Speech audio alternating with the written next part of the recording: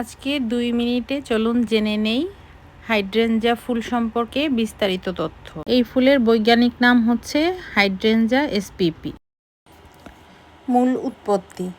Hydrangea ফুলের উৎপত্তি পূর্ব Asia, বিশেষ করে জাপান, চীন ও কোরিয়ায়।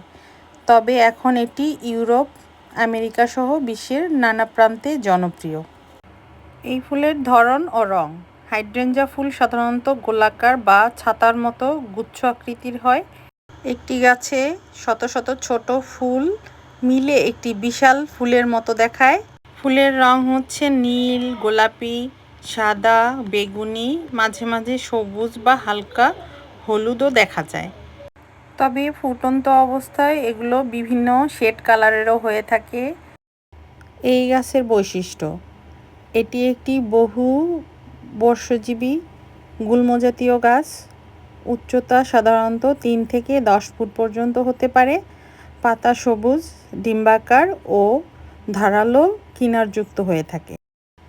জলবায়ু ও চাষের উপযোগিতা: অধিকাংশ রোদ ও আর্দ্র পরিবেশ পছন্দ করে।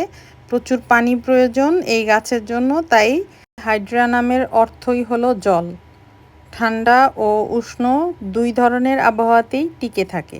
বাগানের শোভা বাড়াতে, বিয়ের সাজসজ্জায়, ফুলদানি ও শুকনো ফুলের সাজে, জাপান ও কোরিয়ায় বিশেষ উৎসবে ব্যবহৃত হয় এই ফুল।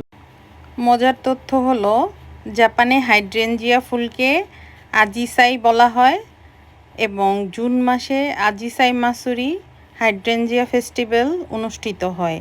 এটি কৃতজ্ঞতা ও আন্তরিকতা আবেগ প্রকাশের প্রতীক হিসাবে ধরা হয়।